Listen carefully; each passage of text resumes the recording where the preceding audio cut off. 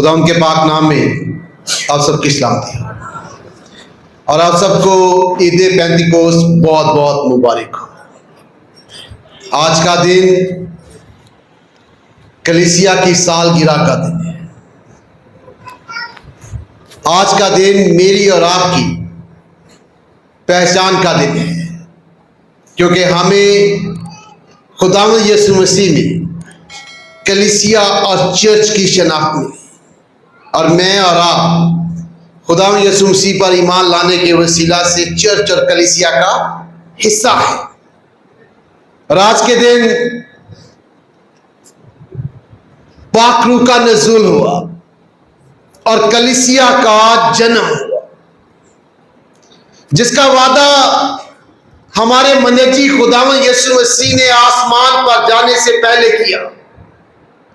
और इमाम की किताब उसके पहले बाब की 8वीं आयत में कहा कि जब रूह कुद्स तुम पर नाजिल होगा तो तुम कुव्वत पाओगे और यरूशलेम और तमाम यहूदिया और सामरिया में बल्कि जमीन की इंतहा तक मेरे गवाह होगे। और खुदावंद यीशु मसीह का यह वादा ईद पेंतिकोस्त के दिन मुकम्मल हुआ। पाक रूह का नज़ूल हुआ, कलीसिया का क़याम हुआ और ईमानदारों ने कुव्वत पाई और तब से आज तक वो दुनिया में मसीह यीशु के निजात बख्श काम की गवाही दे रहे हैं। जो मसीह यीशु पर ईमान लाता है वो खुदा के रूह को पाता है और उसकी मसीह यीशु के साथ और आपस में शराकत होती है, यूनियन होती है, इत्तेहाद होता है। और खुदा के पाक कलाम में कलीसिया को दुल्हन कहा गया है, जिसका दूल्हा मसीह यीशु है। खुदा के पाक कलाम के मुताबिक कलीसिया घराना या खानदान है जिसका सरबराह मसीह यीशु है। कलीसिया रूहानी हैकल है जिसकी बुनियाद मसीह यीशु है। कलीसिया बादशाही है जिसका बादशाह मसीह यीशु है। कलीसिया बदन है जिसका सर मसीह यीशु है। और एक बदन मुख्तलिफ होने के बावजूद, उसके काम की नवैयत मुख्तलिफ होने के बावजूद, उसके अज़ा मुख्तलिफ होने के बावजूद वो मुश्तरका तौर पर इत्तेहाद में, यूनियन में काम करते हैं। और जो कोई कलीसिया में शामिल होता है वो खुदावंद के बदन में शरीक होता है और जो खुदावंद के बदन का हिस्सा है वो खुदावंद के हुजूर बराबर है। फिलिपियों खात उसके 30 बाब की 28वीं आयत में लिखा है, ना कोई यहूदी रहा, ना यूनानी, ना कोई गुलाम, ना आजाद, ना मर्द, ना औरत, मगर तुम सब मसीह यीशु में एक हो, बराबर हो।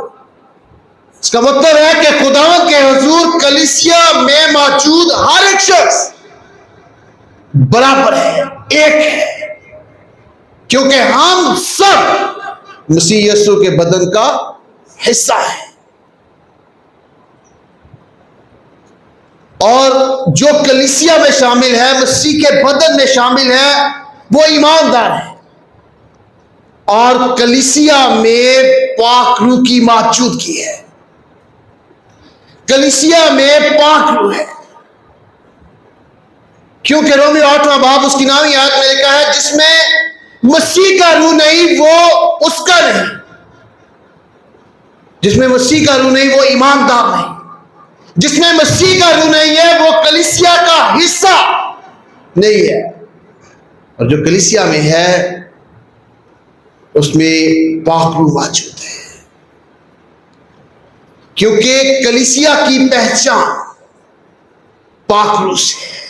खुदावंद यीशु मसीह ने यूहन्ना की इंजील उसके 14 बाब की 17वीं आयत में इसके बारे में बताया जब वो अपने शागिर्दों से मददगार के बारे में बता रहा था। उसने कहा कि रूहे हक जिसे दुनिया हासिल नहीं कर सकती, क्योंकि ना उससे देखती है ना जानती है, लेकिन तुम जानते हो वो तुम्हारे साथ रहता था और तुम्हारे अंदर होगा। खुदा के लोगों की पहचान ये है कि पाक रूह उनके अंदर है। खुदा की कलीसिया की पहचान ये है कि उनमें पाक रूह हमारी पहचान है। और जब कोई मसीह यीशु पर ईमान लाता है तो वह पाक रूह का बपतिस्मा पाता है। जैसे कि खुदा यीशु मसीह ने ईमान की किताब उसके पहले बाब की 5वीं आयत में कहा, यूहन्ना तो तौबा का बपतिस्मा देता था, मगर थोड़े दिन के बाद तुम रूह कुद्स का बपतिस्मा पाओगे। और आज हम ईद पेंतीकोस्त के मौका पर रूह कुद्स का बपतिस्मा क्या है इसके बारे में सीखेंगे।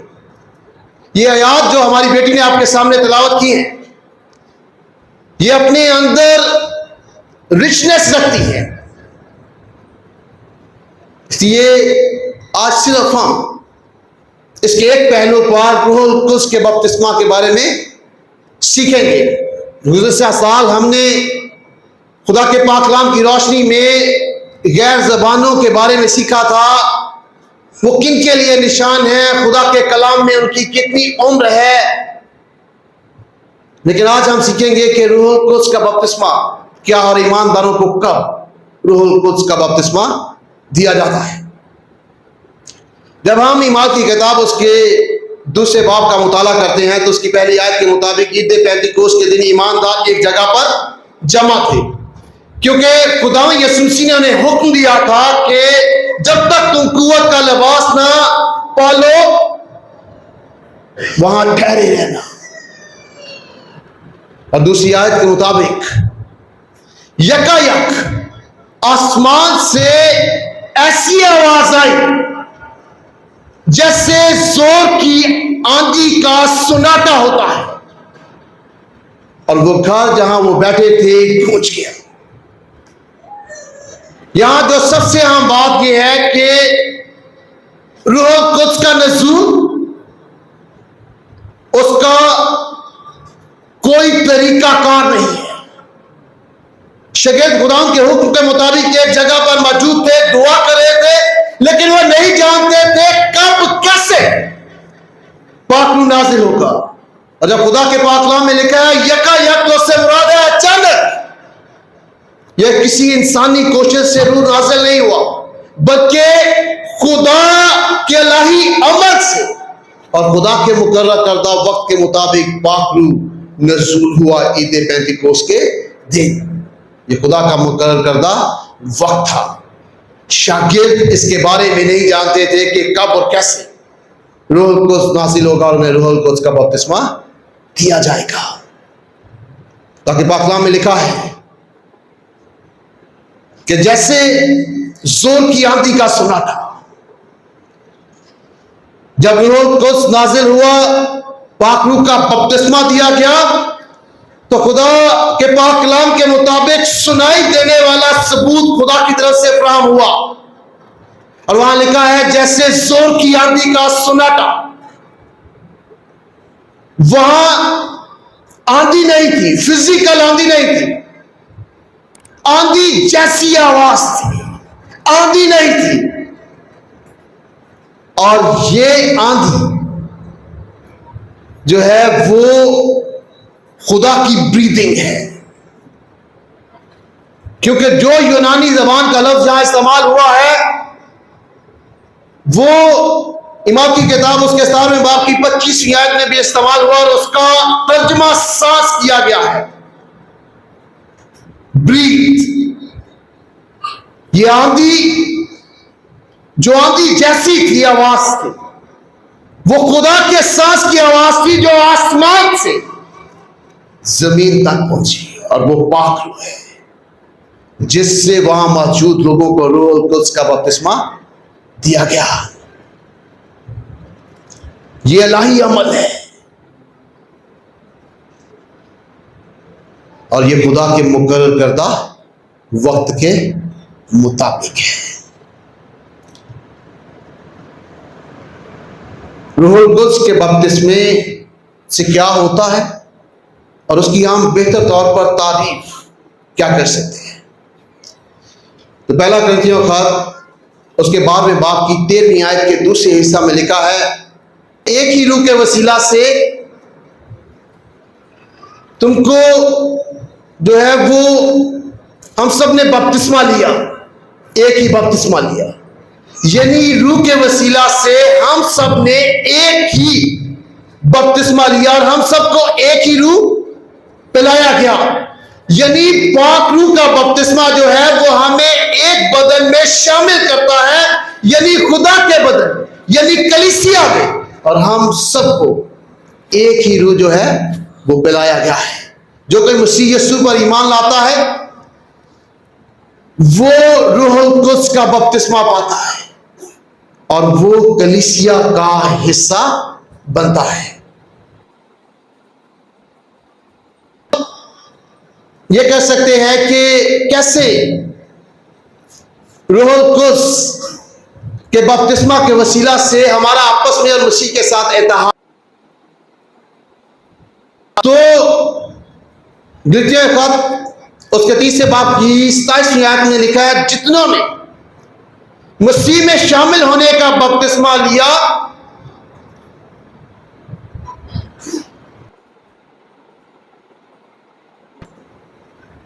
यानी उनकी मसीह यीशु के साथ इत्तेहाद होता है और मसीह के साथ उनकी शराकत होती है। जब हम मसीह यीशु के निजात बख्श काम पर ईमान लाते हैं तो खुदा हमें रूह का बपतिस्मा देता है। तो सवाल हम यह कर सकते हैं कि क्या कोई इंसान रूहुल कुद्स का बपतिस्मा दे सकता है, या रूहुल कुद्स का बपतिस्मा कौन देता है? तो हम उससे कैसे बेहतर तौर पर समझ सकते हैं। तो मत्ती की इंजील उसके 30 बाब की 11वीं आयत में यूहन्ना बपतिस्मा देने वाले ने कहा, मैं तुमको तौबा के लिए पानी से बपतिस्मा देता हूं, पर जो मेरे बाद आता है वो मुझसे जोरावर है, मैं उसकी जूतियां उठाने के लायक नहीं, वो तुमको रूह और आग से बपतिस्मा देगा। पानी से बपतिस्मा देने वाला कौन है? यूहन्ना। रूह से बपतिस्मा देने वाला कौन है? मसीह यीशु। कोई इंसान किसी को रूह का बपतिस्मा नहीं दे सकता, यह खुदा का काम है। रूह का बपतिस्मा देने वाली जात खुदा की है, मसीह यीशु की है। वो रूहुल कुद्स का बपतिस्मा देता है, ये इलाही अमल है। बहुत दफा हम पानी रूह के बपतिस्मे में फर्क नहीं सही तरह से कर पाते हैं। पहला पतरस उसके 30 बाब की 20 से 21 आयत में बपतिस्मे के बारे में बयान किया गया है कि पानी के वसीला से नूह के जमाना में जब वो तहम्मुल करके ठहरे रहे तो खुदा ने 8 जानों को बचाया। तो ये पानी का बपतिस्मा नहीं है, ये ड्राई बैप्टिज्म है, क्योंकि नूह के खानदान के ऊपर पानी का एक कतरा भी नहीं गिरा। वो कश्ती में मौजूद थे, लेकिन उसे बपतिस्मा कहा गया है क्योंकि उस कश्ती में दाखिल होने का एक दरवाजा था और खुदा की बादशाहत में उसके बदन में शरीक होने का भी एक दरवाजा है, और वो मसीह यीशु है जिसने कहा, राह, हक और जिंदगी मैं हूं। वो एक दरवाजा है जो हमें निजात बख्शता है, जिस पर हम ईमान लाकर निजात बख्शते हैं। फिर लिखा है कि उसी पानी का मुशाबा यानी बपतिस्मा यीशु मसीह के जी उठने के वसीला से तुम्हें बचाता है। तो क्या बपतिस्मा हमें बचाता है? यहां जिस बपतिस्मे की बात की गई है वो पानी का बपतिस्मा नहीं है, क्योंकि जो हमें बचाने वाला बपतिस्मा है वो पाक रूह का बपतिस्मा है, जो कोई इंसान नहीं देता बल्कि खुदा खुद देता है, क्योंकि खुदा ही निजात देने वाला है। निजात किसी इंसान के हाथ में नहीं है बल्कि खुदा की तरफ से मिलती है, और रूह का बपतिस्मा भी निजात की तरफ से मिलता है। और पहला पतरस के 3 बाब की 21 आयत में जिस बपतिस्मे की पतरस बात करता है, उलमा इस बात पर मुत्तफिक है कि वो पानी का बपतिस्मा नहीं है बल्कि पाक रूह का बपतिस्मा है, क्योंकि वो कहता है इससे जिस्म की नजासत नहीं दूर होती है बल्कि खालिस नियत से खुदा के तालब होना है, और ये अल्लाही अमल है। खुदा लोगों को ईमान लाने के वसीला से पाक रूह का बपतिस्मा देता है। सवाल यह भी किया जा सकता है कि हमें कैसे पता है कि हमें रूह कुद्स का बपतिस्मा मिला है? तो क्या जवाब होगा इसका? हमें कैसे पता है कि रूह कुद्स का हमारा बपतिस्मा होगा? हम कैसे जानते हैं? ईमान से, क्योंकि जब हम मसीह यीशु पर ईमान लाते हैं तो खुदा का पाक कलाम कहता है कि तुम जो हो वो गुनाहों की सजा से बच गए। हम कैसे जानते हैं कि हम गुनाहों की सजा से बच गए हैं? ईमान से। जब हम मसीह यीशु पर ईमान लाते हैं तो खुदा का पाक कलाम कहता है कि तुम खुदा के लिए पालक बेटे और बेटियां बनते हो।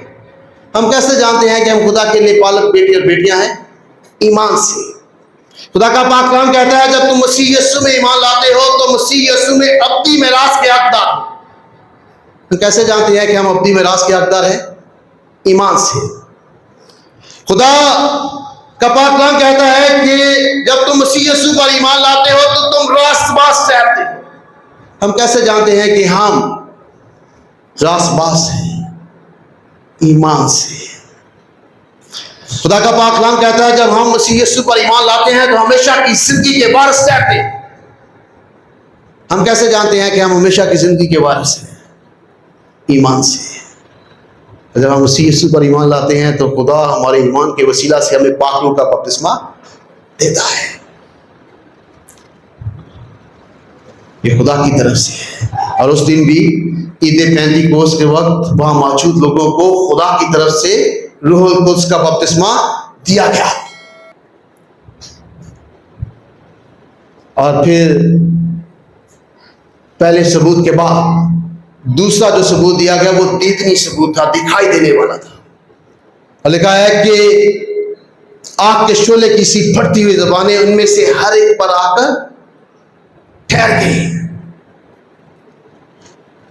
बहुत दफा हम इसे आग का बपतिस्मा कहते हैं, बहुत से लोग इसे आग का बपतिस्मा से मुंसलिक करते हैं, लेकिन वो जो ज़बानें उतरी वो आग की ज़बानें नहीं थी, आग जैसी ज़बानें थी। कैसे हम इसे सीख सकते हैं? जैसे खुदा यीशु मसीह ने पानी का बपतिस्मा तौबा का लिया यूहन्ना बपतिस्मा देने वाले से, तो खुदा के पाक कलाम में लिखा है कि रूह कुद्स कबूतर की मानद उस पर उतरा। वो कबूतर नहीं है लेकिन कबूतर की मानद है। इसी तरह वो आग के शोले की सी फटती हुई ज़बानें उन पर उतरी। वो आग नहीं बल्कि आग जैसी है, ताकि दिखाई दे कि पाक रूह जो है वो नाजिल हुआ है और हर एक को उसमें से फैलाया गया है। फिर सवाल ये पैदा होता है कि आग का बपतिस्मा क्या है? मत्ती की इंजील उसके 3 बाब की 11वीं आयत में जहां यूहन्ना बपतिस्मा देने वाला ये कहता है कि मेरे बाद आने वाला तुम्हें रूह और आग से बपतिस्मा देगा, तो 12वीं आयत में वो आग के बपतिस्मे के बारे में बताता है और वो कहता है कि उसका छान जो है वो उसके हाथ में है, वो अपने खलियानों को खूब साफ करेगा वो गेहूं को तो वो खड्डे में जमा करेगा, पर भूसी को ऐसी आग में जलाएगा जो बुझने की नहीं है। आग का बपतिस्मा अदालत का बपतिस्मा है, और यह भी खुदावंद देगा, और उन्हें देगा जो इस दुनिया में मसीह यीशु पर ईमान नहीं लाए और उन्होंने पापी का बपतिस्मा मसीह यीशु से नहीं पाया है। खुदावंद उन्हें आग का बपतिस्मा देगा जो अदालत का निशान है, और खुदावंद उन्हें आग में डालेगा जो उससे इस दुनिया में कबूल नहीं करते हैं, जिस दुनिया में उस पर ईमान नहीं लाते हैं। आज मेरे और आपके लिए जब मसीह यीशु पर ईमान लाए, खुदा ने उसी वक्त हमें पाक रूह का बपतिस्मा दिया। खुदा का रूह एक बार नाज़िल हुआ, फिर इस दुनिया में ही मौजूद है, क्योंकि खुदा यीशु मसीह ने कहा था वो तुम्हारे अंदर होगा। कब तक? हमेशा। वो हमारा मददगार है। कब तक? हमेशा के लिए। इसलिए इससे लिखा तो उसके 5वें बाब की 18वीं आयत में खुदा का बंदा हमें कहता है रूह से मामूर होते जाओ। वो हमें ये नहीं कहता कि रूह से बपतिस्मा पाते जाओ, रूह से मामूर होते जाओ। आज हमें बतौर ईमानदार शख्सी तौर पर, कलीसियाई तौर पर रूह से मामूर होने की जरूरत है, रूह से भरने की जरूरत है। और मैं खुदा के पाक कलाम में से चंद एक हवाला जात आपके सामने रखना चाहता हूं, जहां खुदा के लोग जो हैं वो रूह का बपतिस्मा पाने के बाद ईद पेंतीकोस्त के दिन, उसके बाद रूह से मामूर होते रहे। इमाम की किताब उसके पहले बाब की 2 आयत के मुताबिक रूह का बपतिस्मा ईमानदारों की जमात को मिला, और इमाम की किताब उसके 2 बाब की 4 आयत के मुताबिक वहां मौजूद सब लोग रूह से भर गए, यानी रूह से मामूर हुए। इमाम की किताब उसके 4 बाब की 8वीं आयत के मुताबिक पतरस, जिसने रूह कुद्स का बपतिस्मा पाया था, उसके बारे में लिखा है कि वो रूह से मामूर हुआ दोबारा। इमाम की किताब उसके 6वें बाब की 5वीं आयत के मुताबिक स्टिफनेस के बारे में लिखा है वो रूह से मामूर हुआ। इमाम की किताब उसके 7वें बाब की 55वीं आयत के मुताबिक स्टिफनेस दोबारा रूह से भर जाता है। इमाम की किताब उसके 13वें बाब की 9वीं आयत के मुताबिक खुदा का बंदा पालूस रसूल रूह से मामूर होता है। इमाम की किताब उसके 13वें बाब की 52 आयत के मुताबिक शागिर्द खुशी और रूह से मामूर होते रहे।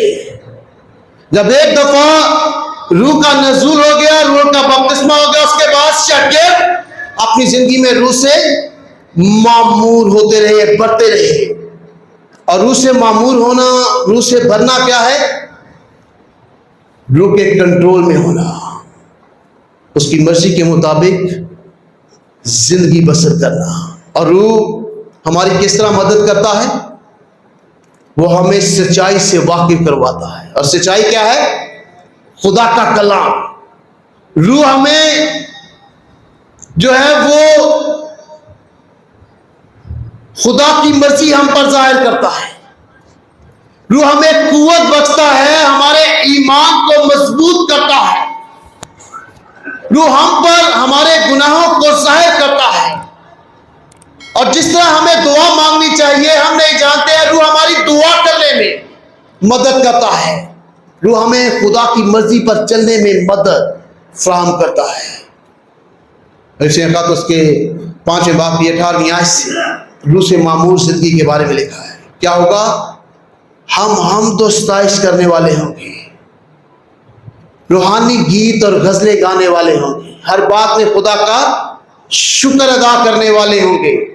हम जो ताल्लुकात खुदा ने हमें दिए हैं, मियाँ बीवी की सूरत में, औलाद की सूरत में, बच्चों की सूरत में, मालिक और नौकर की सूरत में उनके साथ वफादार होंगे।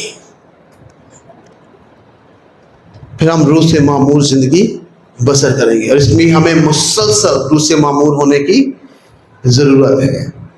तो खुदा मुझे और आपको हमेशा अपने पाक रूह की मामूरी में जिंदगी बसर करने की कुव्वत और ताकत अता करे, इस पाक कलाम के वसीला से बरकत। Thanks for watching. To watch more, subscribe, like and comment. Don't forget to Guardians of Faith PCP Gacker. Follow now.